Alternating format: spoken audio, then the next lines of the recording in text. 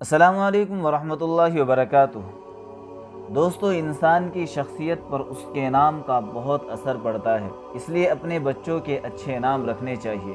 آج میں انشاءاللہ 10 ایسے نام آپ حضرات کے سامنے رکھوں گا، لڑکیوں کے 10 ایسے نام جو اس وقت ہم لوگ بہت زیادہ رکھ رہے ہیں، جبکہ ان ناموں کی کوئی خاص میننگ نہیں ہے، ان کے کوئی خاص معانی نہیں ہے۔ پہلی درخواست تو یہی کروں گا کہ آپ اپنے بچوں کے جب نام رکھا کریں تو اپنے کسی قریبی عالم سے پوچھ کر رکھا کرے۔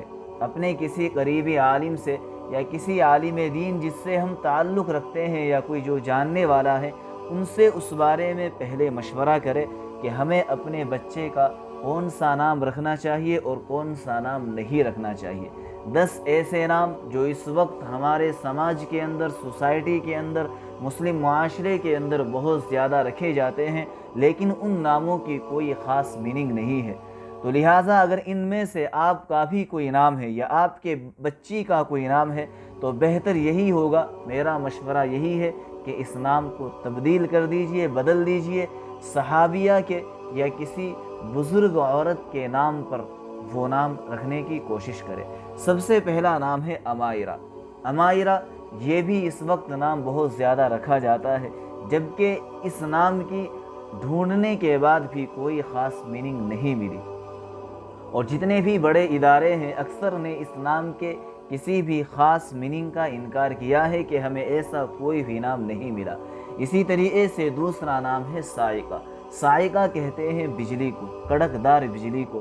تو آپ خود ہی اندازہ کریں کہ اگر کسی کی بچی کا نام صاعقہ ہوگا تو اس نام کی میننگ کا اس کی زندگی پر کیا اثر پڑے گا۔ لہٰذا بہتر یہی ہے کہ یہ نام بھی نہ رکھے۔ اسی طریقے سے تیسرا نام ہے وانیہ۔ وانیہ وانیہ کہتے ہیں کمزور عورت کو، کمزور لڑکی کو۔ تو اگر کوئی عورت اپنی بچی کا نام وانیہ رکھے گی تو اس کی بچی کی زندگی پر اس نام کے اثرات ضرور پڑیں گے۔ لہٰذا اگر کسی کا نام وانیہ ہے تو وہ فوراً اس کو تبدیل کر دے۔ اسی طریقے سے چوتھا نام ہے نادیہ۔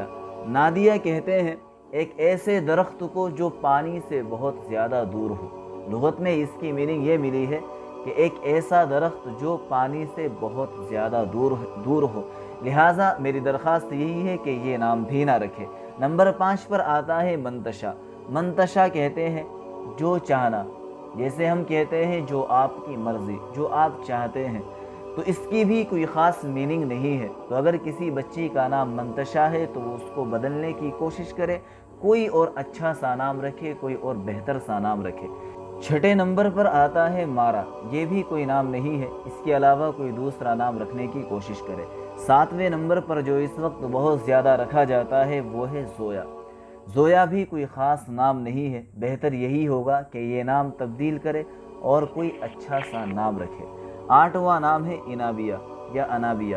یہ بھی کوئی خاص نام نہیں ہے، اگر کسی بچی کا نام یہ رکھا ہوا ہے تو بہتر یہی ہے کہ کسی صحابیہ کے نام پر نام رکھنے کی کوشش کرے۔ 9واں نام آتا ہے عمائزہ۔ اس کی بھی کوئی خاص میننگ نہیں ہے، کوئی خاص معانی نہیں ہے، بہتر یہی ہے کہ اس نام کو بھی بدلنے کی کوشش کرے۔ 10واں نام ہے اریحہ۔ یہ بھی کوئی نام نہیں ہے، اگر کسی کا نام اریحہ ہے تو اس نام کو جہاں تک ممکن ہو بدلنے کی کوشش کرے۔